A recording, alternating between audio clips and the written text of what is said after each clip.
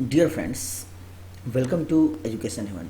मैं assistant professor Anand Prakash आपके अपने यूट्यूब चैनल शिक्षा स्वर में आपका स्वागत करता हूं। फ्रेंड्स, CC5 यानी कि अनुशासन एवं विषय की समझ, अंडरस्टैंडिंग डिसिप्लिन एंड सब्जेक्ट, इसका हम 7वां वीडियो आज देखेंगे। यह आपका 7वां लेक्चर है। मैं आपको बाइलिंगुअल हिंदी और इंग्लिश दोनों में बता रहा हूं ताकि जिनका जो लैंग्वेज है उनको समस्या ना हो, और मैं इस सीरीज में CC5 को पूरा कंप्लीट कर दूंगा। हर एक वीडियो में आपका 10 मिनट का एक सेशन, 8 मिनट 10 मिनट का सेशन रहेगा, और इस छोटे छोटे पॉइंट को क्लियर करते हुए मैं आपको CC5 पूरा पढ़ा दूंगा। एक भी प्रश्न आपको इससे बाहर नहीं आएगा। तो चलिए, आज के इस वीडियो में हम लोग देखेंगे, दर्शन चल रहा था जिसका एक पार्ट मैं पीछे बता चुका हूं, और दर्शन में आज का जो टॉपिक है वो है आदर्शवाद और प्रकृतिवाद, यानी आइडियलिज्म और नेचुरलिज्म। जितना आपकी आवश्यकता है बीएड लेवल पर वो मैं आपको बताऊंगा, क्योंकि आदर्शवाद और प्रकृतिवाद इसको मैं CC2 में भी बताया हूँ। CC2 जो आपका तो है उसमें भी मैं बताया हूँ आदर्शवाद और प्रकृतिवाद को। तो आप विस्तार से देखना हो तो वहाँ भी देख लेंगे, लेकिन जो आपका CC5 के लिए जरूरी है वो मैं आपको यहाँ बता रहा हूँ। तो चलिए चलते हैं आदर्शवाद की ओर। आदर्शवाद अंग्रेजी भाषा के आइडियलिज्म शब्द का हिंदी रूपांतरण है, यानी बदला हुआ रूप है। यह उन विचारों और मान्यताओं की समेकित विचारधारा है जिनके अनुसार इस जगत की समस्त वस्तुएं, यानी कि इस संसार की सभी वस्तुएं विचार या चेतना की अभिव्यक्ति है। यानी idealism is the Hindi adaptation of the English language idealism. कौन सा से आया है? आइडियलिज्म का हिंदी रूपांतरण है। It is a consolidated ideology of those ideas and beliefs. यही आपका विचार और विश्वास, जिसको चेतन कहते हैं, according to which all the objects of this world are the expression of thought और कॉन्शियसनेस, यानी कि सोच और चेतना, इसी के अनुसार यह जगत जो है।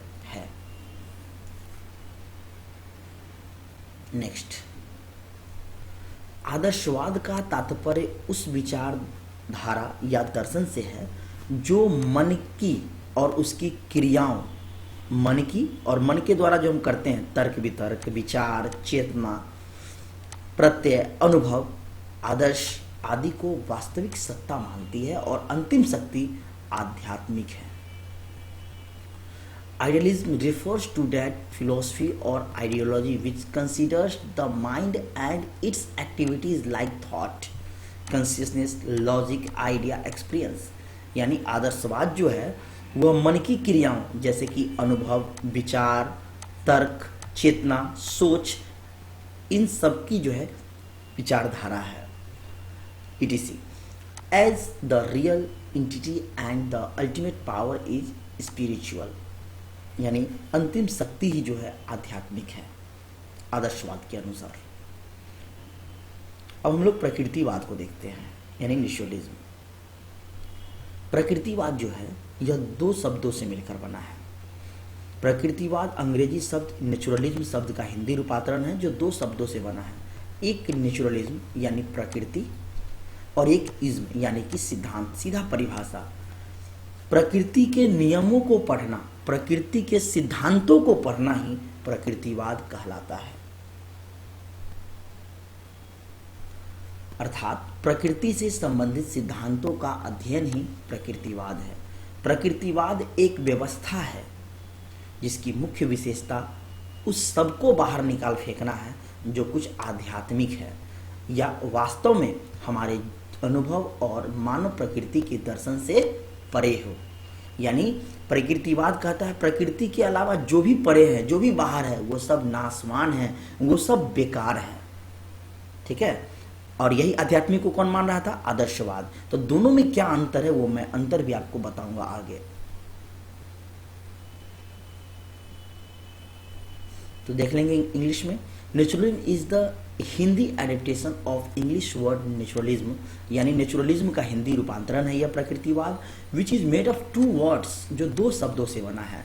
नेचुरलिज्म यानी कि प्रकृति यानी प्रकृति से संबंधित, इज्म यानी कि प्रिंसिपल सिद्धांत, और प्रकृति का सिद्धांत क्या कहलाएगा? प्रकृतिवाद कहलाएगा। प्रकृति का नियम, प्रकृति के नियमों की जानकारी करना, that is naturalism.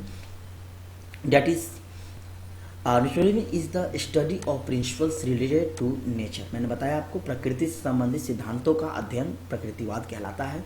Naturalism is a system, यह एक सिस्टम है, यह एक व्यवस्था है, पद्धति है, whose main characteristics is the throwing out of everything that is metaphysical।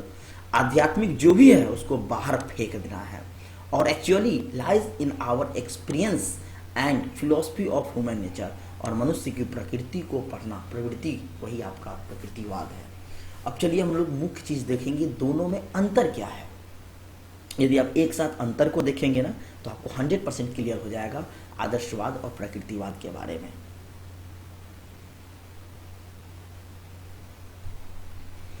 आदर्शवाद और प्रकृतिवाद में अंतर, यानी difference between idealism and naturalism क्या है?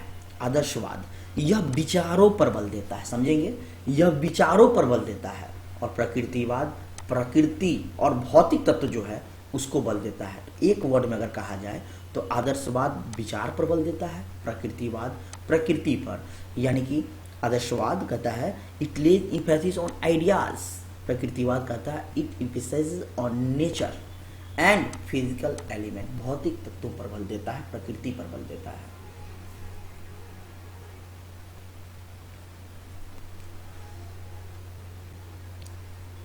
आदर्शवाद के अनुसार विचार कभी नहीं मरता, विचार कभी नहीं मरता। प्रकृति क्या कहता है? प्रकृति कभी खत्म नहीं होता है, यह अपरिवर्तनशील है, यानी प्रकृति के नियम परिवर्तनशील है। The laws of nature are changeable.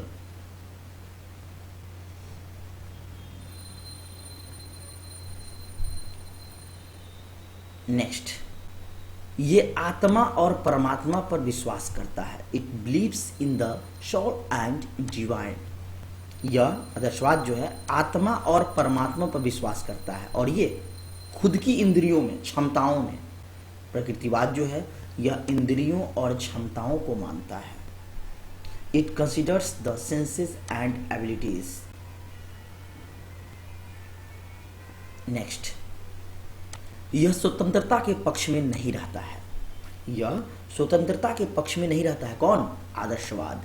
प्रकृतिवाद कहता है स्वतंत्रता के पक्ष में रहता है, यह कहता है बाल केंद्रित शिक्षा हो।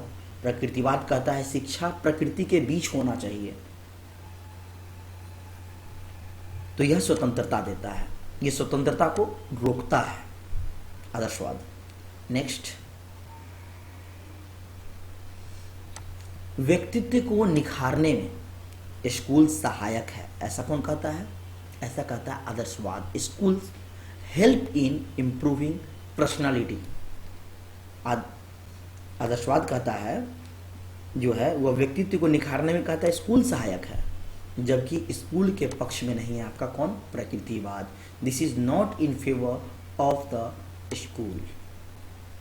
यह कहता है प्रकृति के बीच रहने से बालक की बुद्धि आती है, बालक में बुद्धि विवेक चेतना का विकास होता है। प्रकृति में बालकों को शिक्षा देनी चाहिए, स्वतंत्रता देनी चाहिए, तो यह प्रकृति कहता है। तो अब आपको क्लियर हो गया होगा कि आदर्शवाद और प्रकृतिवाद में क्या अंतर है, आदर्शवाद क्या है, प्रकृतिवाद क्या है। अगर अभी भी आपका क्लियर नहीं है और आप चाहते हैं इसके बारे में जानना, तो आप CC2 मैंने पढ़ाया है, उसमें अलग से लेक्चर 1 में पढ़ाया है आदर्शवाद और लेक्चर 2 में पढ़ाया है प्रकृतिवाद। तो प्लेलिस्ट में जाइए और वहाँ से विस्तार से देखिए, हर एक चीज़ मिलेगा, एक भी पॉइंट आपको बाहर नहीं आएगा। जैसे कि इसका अर्थ हुआ, परिभाषा हुआ, विशेषता हुआ, सिद्धांत हुआ, उद्देश्य हुआ, दर्शन का दृष्टिकोण हुआ, तत्व मीमांसा में, ज्ञान मीमांसा में, मूल्य मीमांसा में आदर्शवाद या प्रकृतिवाद, हर एक टॉपिक मैंने बताया है वहाँ। तो चलिए फिर मिलते हैं नेक्स्ट वीडियो में। मैं आपको बीएड के लगभग सभी CC1, CC2, CC3 धीरे धीरे मैं आपको सब बता दूंगा और आपका सिलेबस खत्म हो जाएगा। फ्रेंड्स, फिर मिलते हैं नेक्स्ट वीडियो में, जुड़े रहिए हमारे साथ। तब तक के लिए धन्यवाद। Thank you for watching this video.